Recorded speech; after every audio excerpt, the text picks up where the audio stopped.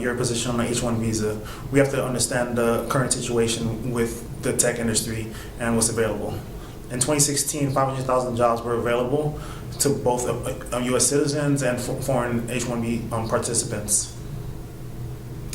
Under the current Trump proposal for the H-1B visas, President Trump is looking at a number of ways to reform the H-1B visas to bring more highly skilled immigrants to the U.S. One of those ways he was looking at it was to either slash the amount of H-1B visas, and by doing a more so a lottery system based on getting the best and brightest, based on his executive his draft of this executive order on January 23rd.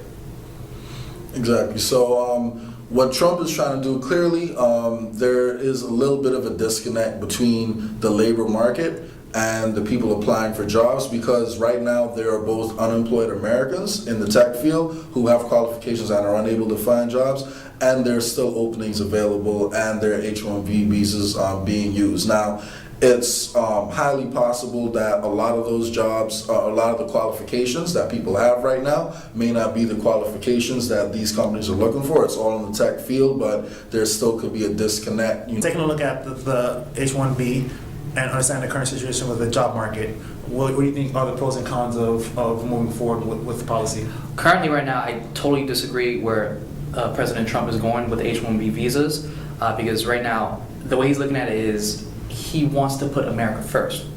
By doing that, he's saying that he wants to slash the amount of H-1 visas by saying that, you know, we need to put Americans first. But you can't do that without actually having a plan.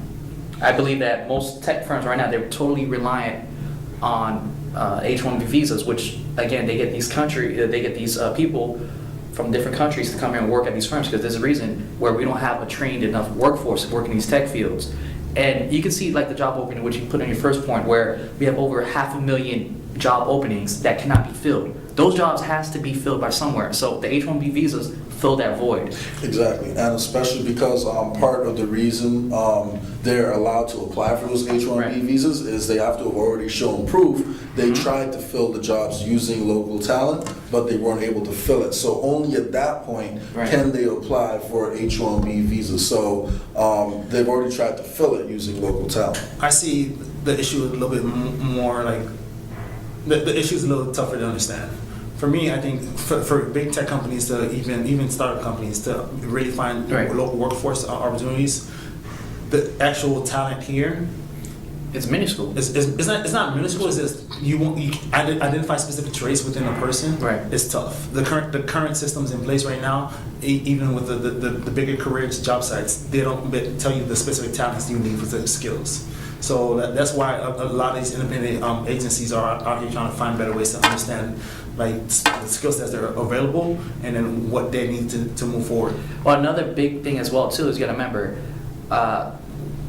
if we cut off slash the H-1B visas, I do think that we're gonna have a reverse brain drain, because that's what's happening. Like a lot of these different people, they come here, we take their brain drain, we take the best and talented individuals, and they come here and they start innovation. That's why that's why America leads in innovation, is because we basically give them incentive to come here and bring their families here and start. And that's the reason why most tech firms, like almost 60% of all the tech firms right now are founded by first or second generation immigrants. If you could, I can just rattle off my head like 10 tech firms that were started by immigrants. You could go from eBay, you could go to Facebook, Tesla, Google, Reddit, it's countless. Oracle. It's countless. And you know why? Because they came here because they seen an opportunity.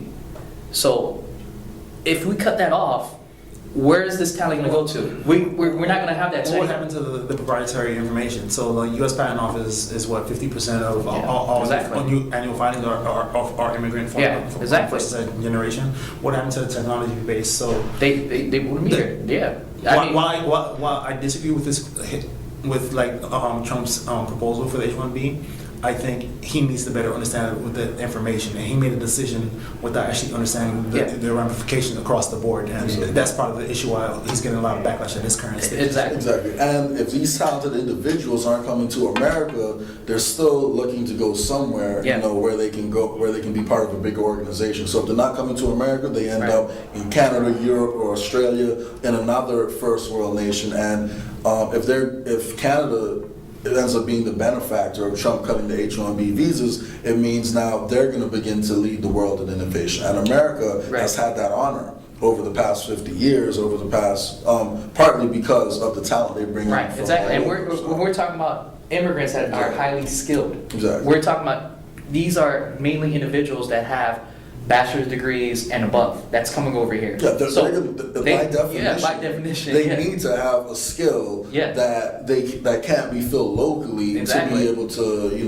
apply. And that goes into the problem where, again, our local force is not equipped to work for these high-tech fields. Exactly. So that's the point I wanted to touch on a little bit right there. I see where Trump's going with it, and I kind of understand his motivations, but if you want to cut the H-1B visa program, you need to make sure the workforce is prepared to fill that void. So you need to invest more into the training in the technology and STEM fields, so you don't need to bring these people in overseas. But right now, there's limited investment going towards that, especially to some of the lesser funded public schools and exactly. I mean, it's not only that too. It's like we need to have a true educational reform. If you're going to do that, if you want to eliminate or cut H-1B visas and put America first, you need to retrain the workforce. You need to start from an early age. You need to teach the youth about coding and everything else, because like they said before, the next skill of the future is coding. You have to learn all these different languages, because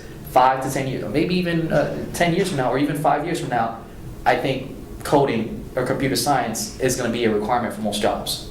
Yeah, more than likely. More than likely. To me, honestly, like, even right now, it's a requirement right now. If you don't know the basics of understanding some type of database, or understand how, like, even the relationship of how things work, as the basis of like trying to apply for a job, then you shouldn't be applying for a job.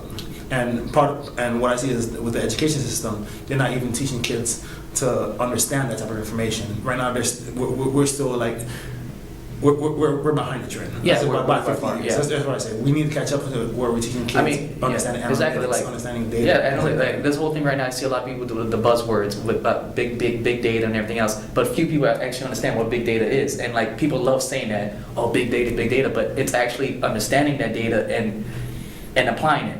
That's basically what it is. Like, for example, let's say you have a big hospital record and everything else. You have to analyze all that data so that way you have a better healthcare quality, so that way you can better serve the patients. But a lot of times, people don't understand how to utilize the data, and that's why they need we've seen like a lot of times they need people that have the computer background and the engineering, so that way they can solve these big questions. Because a lot of time what technology does, it makes life easier, and then you need these people to help solve the answers. And then you only get those people from having highly skilled individuals coming here, because unless we can change the whole workforce and have them understand different data sets and how to apply it, we're going to have this issue. Exactly. And what people don't realize is it's not just firms like Google and Facebook that need these programmers and these people that have these tech skills. Technology is transforming every industry. It's touching every single part of our daily lives, everything from how we make credit card payments to the banking system. Like, I can transfer money on my phone right now. I don't even need to walk into a bank right now. If I want to send money to one of my friends,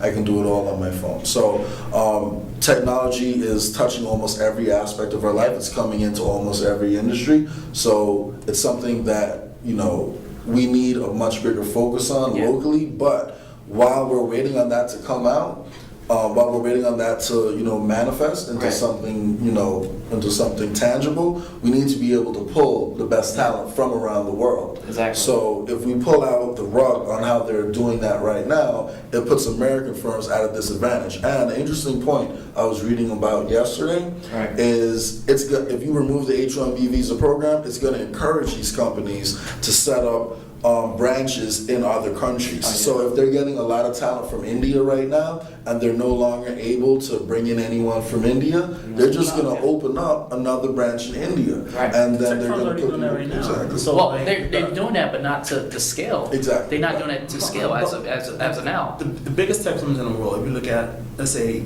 Google, Amazon, things like that, they have data centers in foreign countries because they're tired of battling legally over the ownership of IP of anything they create. And when the U.S. laws conflict with certain policies that of a company creates, Right. so if you create a technology, and then let's say you own a customer database with X amount of people, and the U.S. government subpoenas you, and then you refuse to do that, and then you have to choose between adhering to the federal law or protecting your intellectual property as a company. So that's why these companies are deciding to, I'll just set up my foreign office and then maintain my data in a foreign country. So that's where you're at. What do you do? As a business owner, what do you do? If you have to choose between adhering to the law or just moving your data center to somewhere else, or even set up foreign offices for tax purposes. That's what we're facing at this point. Well, that goes to another issue as well too, where you're talking about the tax repatriation, where you're talking about how all these big tech companies have so much money overseas that, like, for example, They refuse to bring money. like, for example, you could look at Apple. They have almost 70 billion or almost 700 billion dollars in cash that's just sitting overseas. But again, we have to look at it at, we need to keep the best talented individuals here in the U.S. We can't have them just, because what's going to happen there? How about the existing H-1B visas? If they say that, you know what, it's going to be slashed, it's like, why should I stay here? The main reason for the H-1B Well, they can't visas, stay here. no, not only that too, but the main reason for the H-1B visas is to encourage these people to stay here and settle in the U.S. So what's going to happen is now they're just going to leave and apply those same skills they learned here to their country of origin. Well, actually, that, just to play devil's advocate for a second, Yeah. that is one, potential drawback that a lot of conservatives and Trump mentioned. Like, the talent will come over here, they'll learn, they'll see the way the structure is set up over here, they'll learn all the things they can while they're here, and then they take all that information and go back home. Now, a big part of the reason why that happens is it's probably really difficult for them to transition from the H-1B visa program into permanent residency. So, in my opinion, a good thing to look into is possibly making that process easier, because if they're already bringing these skills in, they're showing they're contributing something to society. As long as they haven't gotten into any legal trouble or whatsoever, I think those are people we want to encourage to stay. Exactly. I think we want to jump them to the front of the line when it comes to taking that next step, applying for permanent residency, and give them preference, just because they've already shown they. So, in conclusion, I definitely understand, where Trump's heart is at. Personally, I just disagree with the way he's going about it, because there are American workers who are out of work in the tech industry with certain skills who aren't able to find a job. However, in my opinion, you need to make sure, well, there's two things that need to be done. You need to improve the communication between these companies and what skills they need and the workforce, so they can get access to those skills and make sure they're prepared with those skills. And then we need to find ways to match them up directly with each other. We need to make sure we're starting from a younger age and getting them involved in the STEM fields as early as possible. So before we reduce the amount of H-1B visas, we need to make sure that the skills are here to replace the jobs that they're currently filling. Absolutely. What we need to do is we definitely need to have, I think we need to attract more individuals. We need to attract more individuals to fill this gap that we have in the tech field. And that means by increasing more H-1B visas, because we know that it's a big shortage gap. I feel like we should fill that gap while also working towards retraining the workforce to work these jobs. But I do think that right now, these people that come on the H-1B visas and everything else, we don't want to have them go to different countries and everything else. We want to retain the talent here in the States, and that is basically what we have to do until we could fix that gap that we have right now. We're facing in our country, especially in the tech field, because it's not just in the tech field; it's also the professors that are mostly immigrants as well too. They're professors, the people that work in the biotech field, a lot of those. So we need to find a way to solve that problem. And I think by doing that, we should be more open and attract even more, like maybe increase the H-1B visas significantly than cut it. I see it as we need to better understand the information as a whole, because a lot of the decisions being made today about immigration, about certain policies on foreign affairs, especially the H-1 visa, we don't have actual information publicly available, and that's part of why part of the U.S. population is disagreeing with the president, and the president is making decisions that isn't aligned with American interests. Yet, yes, some people would like to reduce and increase the numbers. The issue is, in order to make that decision as a business owner, is different from what the U.S. population needs. So, as a business owner, you would want to increase the H-1B visa because it gives you a bigger job pool at a lower valuation. Basically, you can hire for a cheaper price point, and that's what you want as a business owner.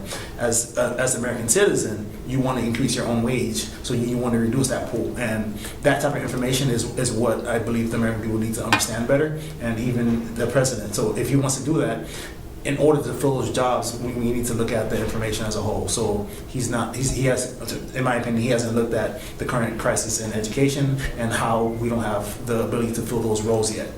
If he looked at those numbers, he wouldn't have made the executive order. And in order for us to make that transition to either increase or decrease in either way, we need to look at the information and then move forward from there. Exactly. And let's not forget, worst case scenario, even if we are bringing people in and then they wind up working for 2 or 3 years and going back home, let's not forget these are the brightest individuals from their home countries if they're able to get that visa. And while they're here, they're picking up on American values and, hopefully more of the positive aspects of America, and then they can take that back home with them and, even improve their own culture. Yeah. And the more you do that, the better the world becomes for everyone else involved. Exactly, because right now we're living in a globalized world. Exactly. So everything that we deal with right now is globalized. So once you bring the talent here, it will still be exported throughout the world, because these are the same people that work for the global tech firms. So whatever they're building, most of the world uses. Exactly. So it allows us to export American exceptionalism without invading their country. Exactly. And that's the most powerful tool that we have. Exactly. All right. Yeah. That's it.